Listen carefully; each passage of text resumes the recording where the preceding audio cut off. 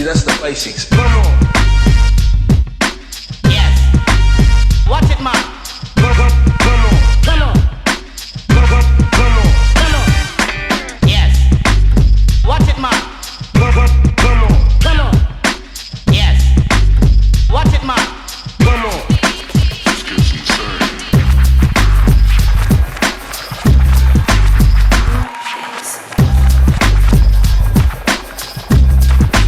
Basically, that's the basics.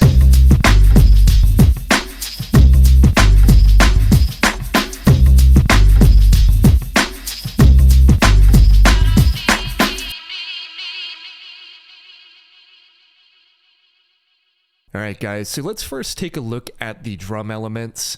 And for a tune like this, just like drum and bass or jungle, you're going to want to look for some type of breakbeat and take that approach of chopping up the breakbeats. So we have a really simple breakbeat here. It sounds like this. And I just have this in audio here. I created some very simple variations of this, just chopping in audio. And so that's this little turnaround here. So we have 3 bars of just the main beat, and then on the 4th bar, we change things up a little bit just to keep a little bit of interest in there. So that sounds like this.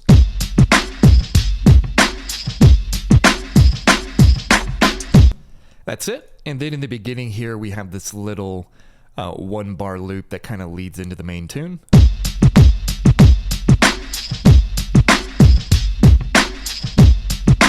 And that's it for the drums. Very, very simple there. You just need a nice, funky drum break there, and you can take either approach of chopping in audio or MIDI here. I'll show a little bit of processing down here. We have that folded down into mono.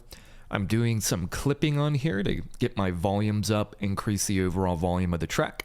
This is something I'll almost always do on drums here. Just helps them hit harder, a lot louder. A little bit of compression, a little bit of reverb on there, and that's what we have for the core beat. And then we have the shaker loop that comes in near the end here. It sounds like this. Stacked up.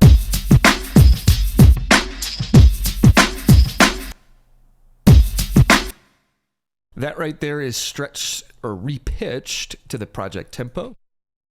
So if I grab the audio clip here and open the inspector panel, in Bitwig, you have these different stretch modes you can use for audio. Repitch is a great way to fit audio loops into the tempo of your track without destroying, the transients of the sound here. Some of these other stretch modes at the top here, granular and spectral, some are actually not bad, but always prefer to use that repitch option there. So great way to get, audio clips to fit, again, in that BPM of the song. So that's what we have for the drums. Now let's go to the bass here. Now for a bass in a song like this, you need a funky, jazzy bass. Something like an upright bass sample is fantastic. So that's what I have here. I have this huge sample here from an AMG sample pack, and I just honed in on this little phrase here. And if we play that, that's the original key up the keyboard.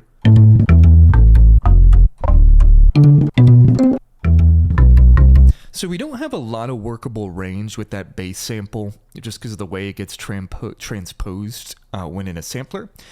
And so because of that, we only use 1 or 2 notes very close together. So if I go into the MIDI here, we are playing the original root key here, C3, and then going down to a G2.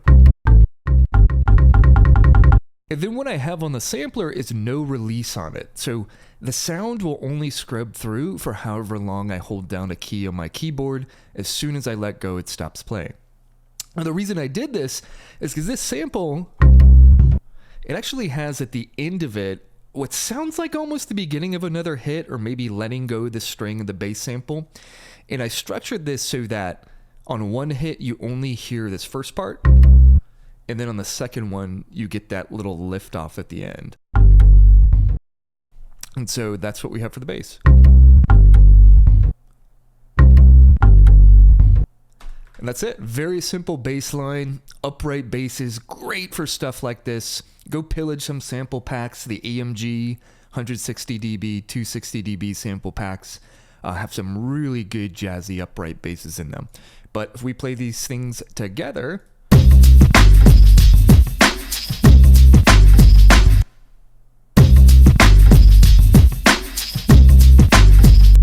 Very simple bass line, but it's funky, it's grooving along great. I feel like I could just listen to these drums and the bass and be nodding my head for eternity.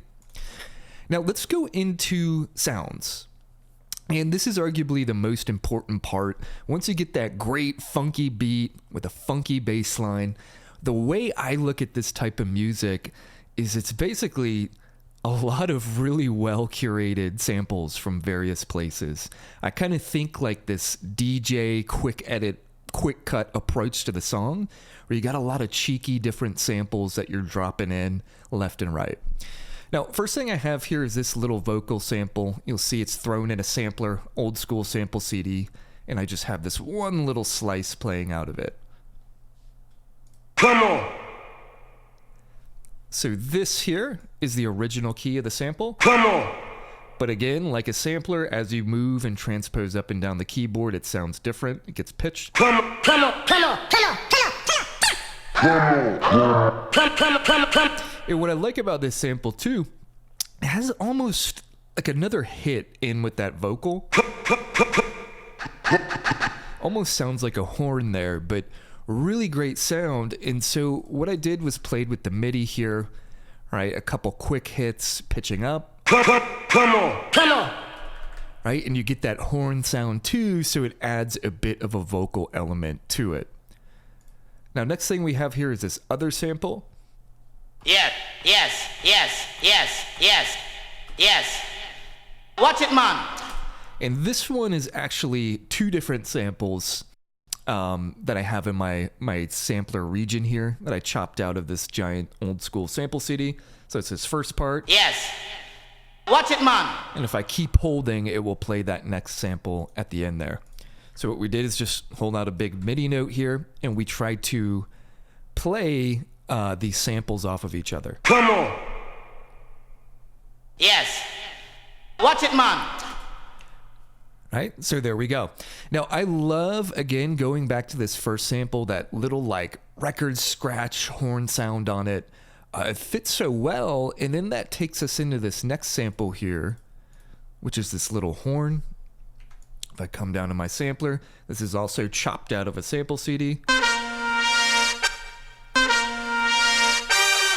So similar to the other sample, I have no release on here, and that way as soon as I let go, it stops playing. There are two hits I like in this little section. One is this first one. And then at the end, we have that little like exclamation mark, that one final stab with the horn. And so the way I have the MIDI set up here is to play just the first part, and then on the turnaround, it plays the full sample with that hit at the end.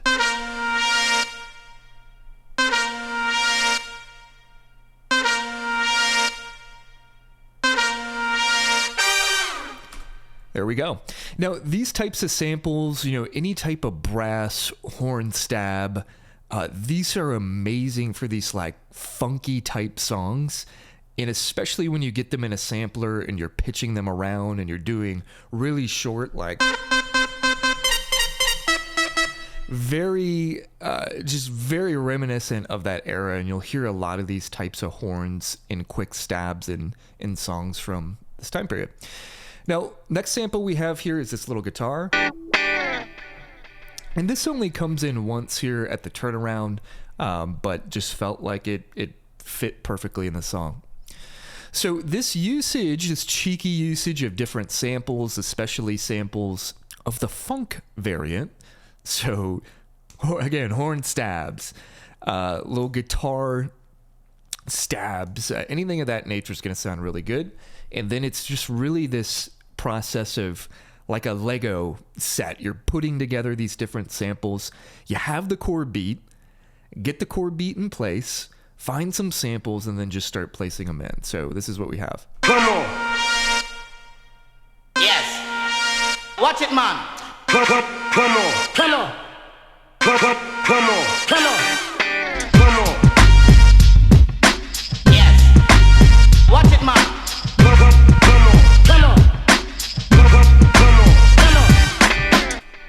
Now, a couple other hits I want to show in here, just some random vocal samples. We have this one. Basically, that's the basics. I don't even remember where that came from, but I was cracking up when I heard that. Yeah. And then we come in towards the end here, and we have this kind of breakdown where we have some record scratching come in. And so a few more samples to look at. One is this scratch sample, which I did time stretch here.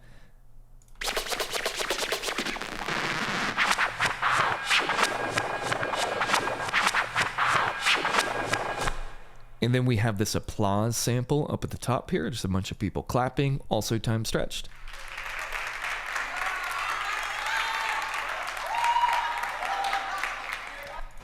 Then we have another little bit of a vocal stab here from a sample pack. More, please.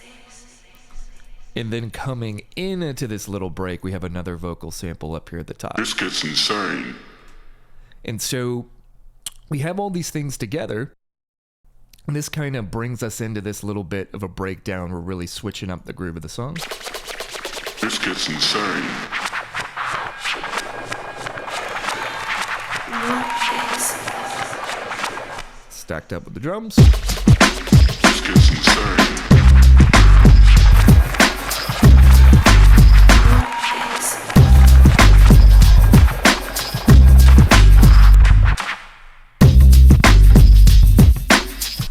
Right, and this to me is just very reminiscent of that type of soundtrack for a jet grind radio, right? Just all these really obscure samples and moments in the song where you're bringing applause in, some record scratching, which is, again, just reminiscent of that era and culture from the time.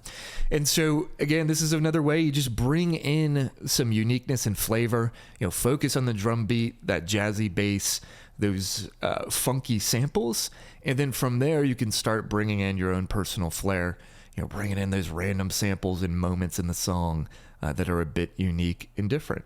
Now, I don't normally show processing here, but I figured I would show at least what's on the master here. So, a few things going on. One is I have standard clipper, which is a clipper, and I have it in hard clip mode with 16x over sampling, and we're doing about -6 dB of clipping here. And what that does is it lowers or chops off the peaks of the master bus, right, which ultimately lowers the volume. From there, you can then raise the volume, so it allows you to get more volume out of the song overall. So I'll almost always use a hard clipper on the master, and then we have that going through Tal DAC here in the S1000 mode. This just adds a little bit of grittiness. This emulates old sampler DACs. So think something like an Akai S1000. Great way to just get some final character on there. A little bit of compression. And then a little bit of a limiter there. And really there, just kissing the limiter a little bit, boosting into the limiter about plus 6.94 dB, which is pretty big. But if you remember, we clipped first about -6 dB. A little bit on the compressor as well with no makeup gain. So that gives us a lot of room to just jack up that volume at the end there. And that's what we have, folks. Go out there and make some music.